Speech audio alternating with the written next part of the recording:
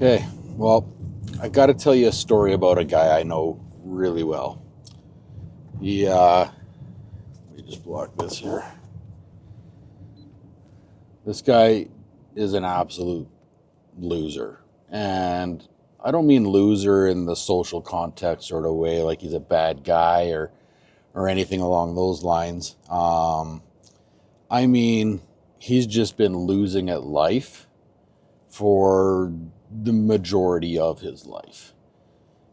This guy grew up with an abusive father, both physically, emotionally, mentally, kind of the works, the all around package. I wouldn't say it was as extreme in any one of those areas as some people, but excuse me. But when you take into the account the idea that it was all of them, he had a fairly abusive father. Add to that the fact that he had an apathetic mother, or in his perspective, it seemed like an apathetic mother. He grew up pushed into to pursue interests that he had, but never seemed to be forced to actually follow through with them or stick to any particular plan. So ended up having having multiple jobs, multiple sports, multiple hobbies, all as a teenager. Like, just mind blowing how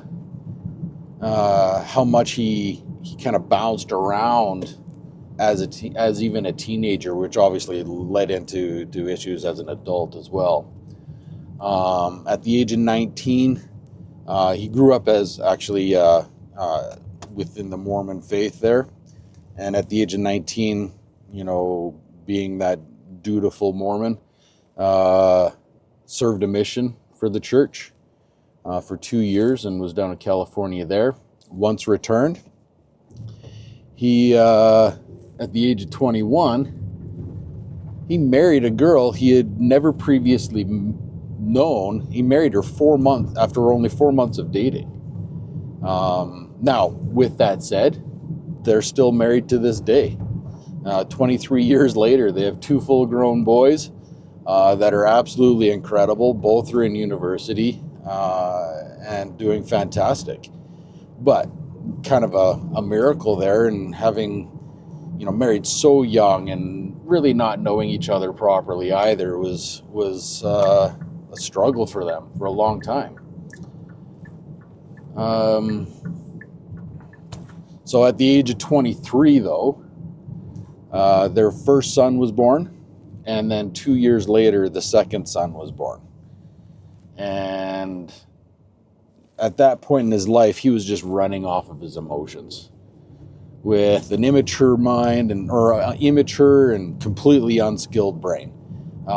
Just complete survival mode. At 21, 2 boys, no formal education at all other than high school, and that ingrained atmosphere of it's okay to bounce around from one thing to another led to him having multiple jobs as a young adult there in his 20s with 2 kids and a wife.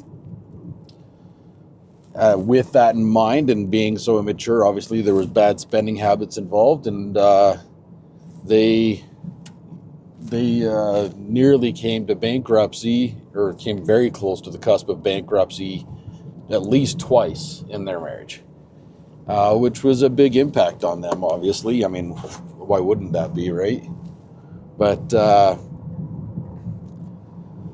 yeah, so that was major issues for them. Now, on top of all of that, they've had multiple points in their marriage where there were some real rocky points. Obviously major mistakes, and most of those mistakes definitely, could be rooted back to this guy that I know. Now, on top of all of that, the relationship issues, his bouncing around from job to job, poor decisions as a young person, just bad habits, lack of education, lack of direction, On top of all that, his health has steadily been declining for the last 20 years or more. Now, he graduated from high school weighing 165 pounds and was in excellent shape. Really, really good shape. While he did bounce around from sport to sport, he was actually quite gifted in sports. Playing soccer, competitive cycling, wrestling, a little bit of football, things of that nature. He was very, very active. And so he was in great shape as a teenager when he graduated from high school there. So 165 pounds. So keep that in mind, because that's going to be important, to see how drastic of a change he's faced as he's gone through life here. So at the age of 21, when he was married, right after his mission there, weighed in at 210 pounds and was almost completely inactive. All of his teenage activities had disappeared. And he'd gained that,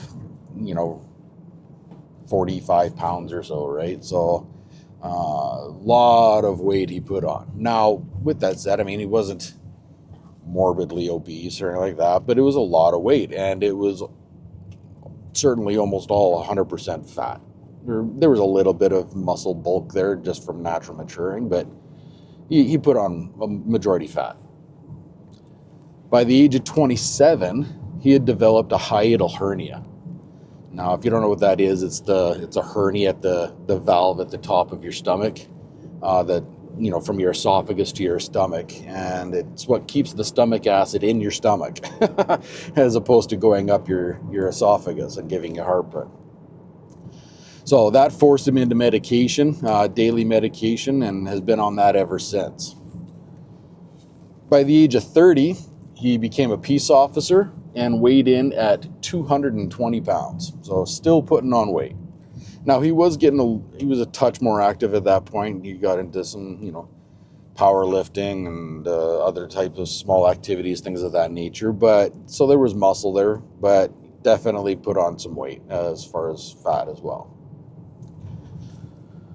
At the age of 37, he now weighed in at 240 pounds. And was facing literally daily anxiety attacks, like crippling anxiety. To the point where he just felt like he couldn't breathe, nothing. Like it was just constant pressure there. A lot of that came from the stress of his job as a peace officer there. There was some stresses that were contributing for sure, but obviously weighing it at 240 pounds, which is, I guess we're looking at 75 pounds heavier than what he graduated from high school from. He definitely had some health issues coming into play there. At 38 years old, he had his first esophageal attack. So it's related to the hiatal hernia. But an esophageal attack, if you're not familiar, is like the spasming of the muscles around your esophagus that are what help you swallow. But the esophageal attack is terrifying because it mimics a heart attack. And that one for him was just that. It literally mimicked a heart attack. It was so painful for him. He was, luckily his wife was around, and she rushed him to the hospital in the nearest town. They lived in a small town at the time, and she rushed him to the hospital, and it was brutal because halfway there it got so bad, and he's like, "You need to drive faster." And so they get there. He's having so much chest pain and tightness that by the time he makes it to the ER desk, he collapses on the floor. And of course, instantly the nurses and doctors are in their emergency mode, treating it as if it's a heart attack, laying 3 doses of nitro on him, which almost kills him because it wasn't actually a heart attack. It was an esophageal attack. So his blood pressure dropped so low that they almost killed him. It was crazy. So with that said, they did figure out that it was an esophageal attack. They got him back under control. Everything's good there. And he moves on with his life. in fact, actually, once they treated it properly, he was back to normal within minutes, which was really interesting for him. So by the age of 39, so that was at 38, by the age of 39, he ended up having this bout where he had 2 weeks of this super dry cough. It was just brutal. Like a constant hacking cough. Now, that was 39, so that would have been in 2019. And then what was funny is shortly, followed by that, maybe a month later, is he ended up waking up one morning. At this time, he was driving haul trucks at the local coal mine. And that sun is brutal. Anyway, driving truck at the local coal mine, and he woke up one morning, 4:30 in the morning, to get ready for work, and sat up in bed and felt like he'd been absolutely hit by a truck. Everything on his body, head to toe, was in agony. I mean, a pain almost like he'd never experienced before. Well, like he'd never experienced before. He'd had some broken bones, but this literally felt like every bone in his body was broken. So that was brutal for him. And what ended up happening is he was able to kind of somehow, by some miracle, and probably shouldn't have, but by some miracle was able to get himself to the hospital again, and actually ended up spending a month in and out of hospital, them doing constant tests on him, not being able to figure out what was actually happening. And the closest thing they could come up with was the idea that it was inflammatory arthritis brought on by a viral infection.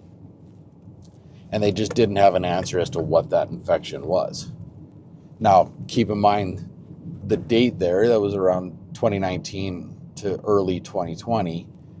So hindsight 2020, looking back at it now, it very likely was a very early COVID strain that just flattened him, just laid him out, almost killed him, right? It was so bad. And it's funny because a month, literally to the day from the time he woke up that morning in that kind of pain, a month to the day, it just disappeared. It was gone. So the strangest thing for him is what happened there. So by the age of 43, he topped out at 305 pounds. Can you believe it? And he could barely breathe.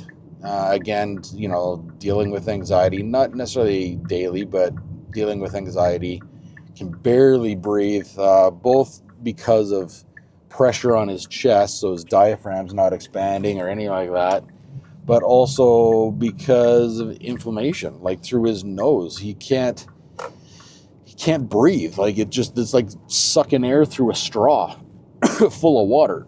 It was just unbelievable for him. So 11 months ago, he wakes up, does his normal morning thing, sitting there on the toilet, goes to crack his neck, and snap. And it was like a crack he'd never heard before. He thought he broke his neck almost, right? After that crack, didn't really think a whole lot of it, other than the fact that it was extremely unnormally loud. But later that day, the right side of his neck starts to go numb.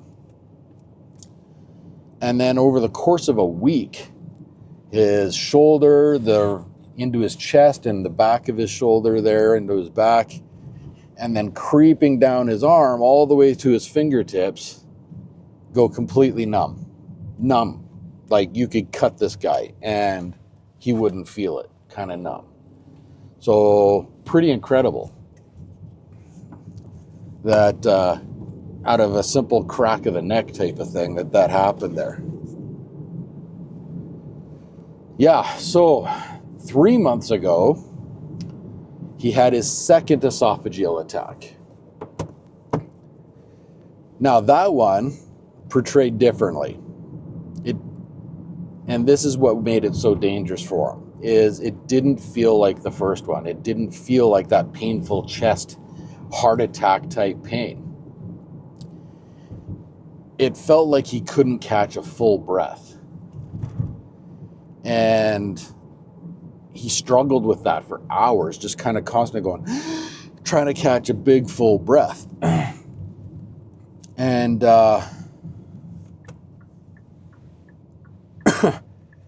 so finally, after hours of having to struggle with that, he again gets his wife to take him to the hospital. Poor lady. Gets his wife to take him to the hospital, gets into the hospital, and again, they start treating it like a heart attack. Now, not as extreme as the first time, but they threw a nitro patch on him and tried getting that taken care of and start doing the regular tests, like ECGs or EKGs, I can't remember what they're called, but start doing those regular tests. And they find out that his heart rhythm from the last time he had an esophageal attack has changed.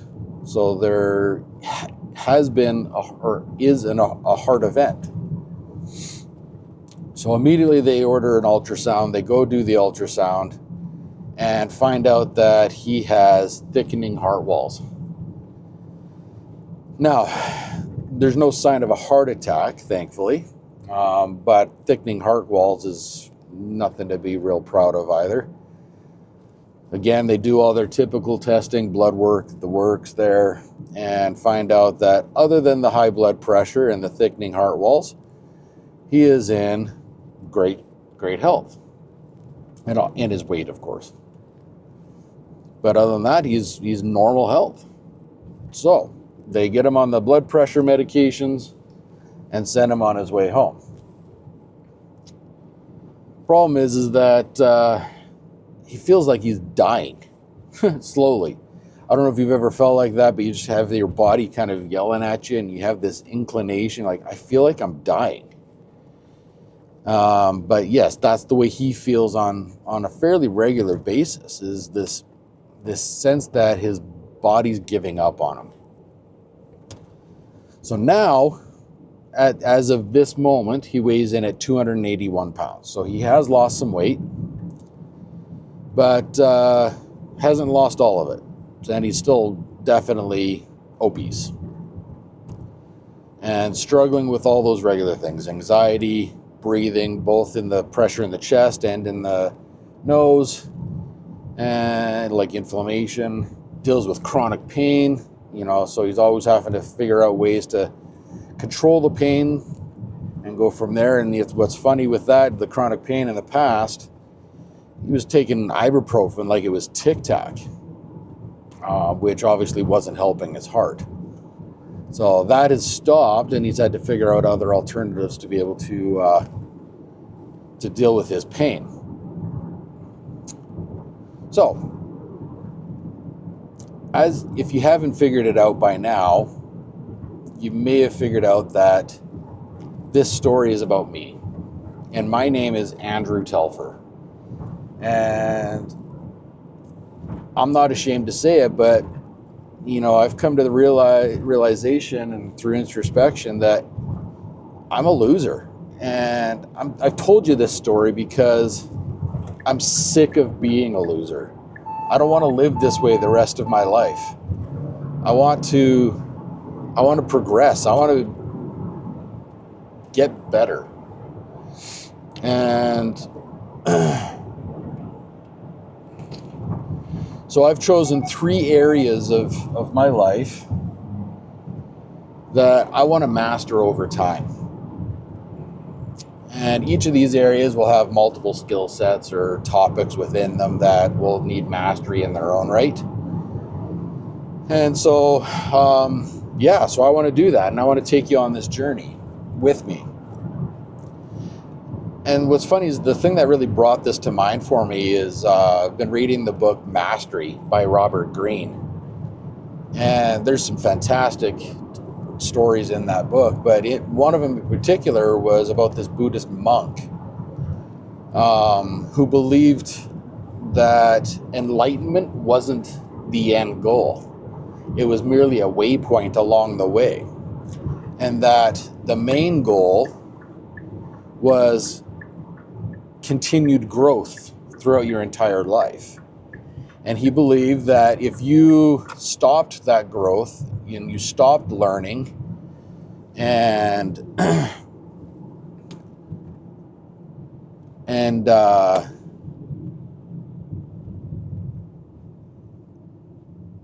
and just kind of clung on to an idea, that idea would eventually die, and you would be stagnated as a person, both mentally, physically, and spiritually. Now, I think I was clinging on to an idea. Now, looking back now, I think that idea was survival. I've kind of, in a weird way, put myself in these situations of survival. Obviously, growing up, I didn't put myself in that situation with an abusive family, but I had to survive, and I found coping mechanisms to be able to do that.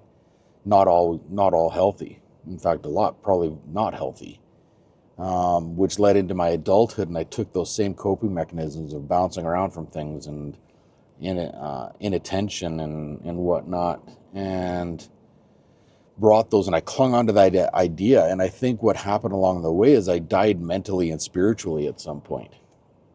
And what's interesting is I think my body's just now catching up to that idea of death. And so over the last 20 years, my body's just been slowly giving out. And that's not where I want to be. So I named this channel after the famous phrase from the Declaration of Independence, because I don't believe happiness is the end goal. I think its pursuit is the goal, and it's properly pursued by the mastery by the mastery of certain aspects of our lives, if not all aspects of our lives. So I guess the next question is, how do I go about doing that? How do I start mastering my life? So the three main areas I've chosen to focus on, and these are broad categories, keep in mind, are actually the three most searched topics on all search engines. And that is health, wealth, and relationships. Now, health is by far and away for me right now the most important. Like I said, I feel like I'm dying. My body's giving out slowly, and I have to change that. So I'm going to focus on health aspects, some things I've already done. And I'll dig into more as to the research behind the things I'm doing. But one of which is I have this morning routine, which starts with 15 minutes of steaming in a steam tent, and then 3 minutes in a cold plunge, and then back into the steam tent for 15 minutes. And then I do stretching. In the evenings, I do meditation. So there's a variety of things that I'm focusing on right now. But I want to dig into the knowledge of these things and why they're so important, why they're good. I'll also get into other topics like meditation and that spiritual side of things. I'm also at this very moment enrolled in school. So at the age of 44, headed back to school, taking business operations. So working towards a business diploma or degree. So we'll see what happens there. So I'll take you along this journey with me as to the mastery of these three topics in my life. Now, this could be a long process, but I want you to come with me, because I don't want anyone to go through what I've gone through in my life.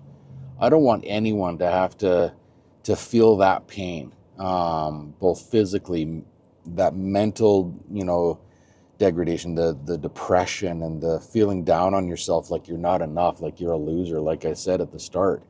No one should have to feel that way. I don't want anyone to feel spiritually lost. I want, and I don't want anyone to have to struggle in their everyday life just to put food on their table, or to be able to feel like they're supporting or surviving and for their family. Abundance is what our God-given right is in this world, and all three of those categories. And it takes work on our part. And I realize that it's not this, yes, it's a God-given right, but it's a right that has to be earned. And so, yeah, I'm going to pursue that option here, and really dig into each of these categories and some of the subcategories, which we'll talk about in other videos here. But I'm going to do a weekly video talking about what I've learned and what I've thought of that week, and the actions I've taken to be able to move towards mastery in each of these areas. So join me. I'd love for you to come along this journey with me. Leave comments as to where you're at in your life too, and how we can progress together, okay?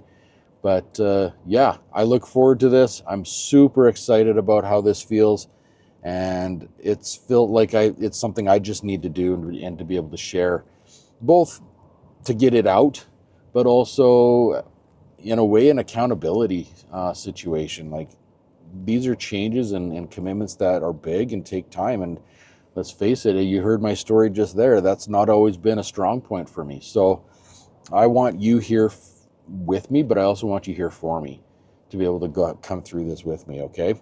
So I look forward to it. Let's get after it, and I'll see you in the next video.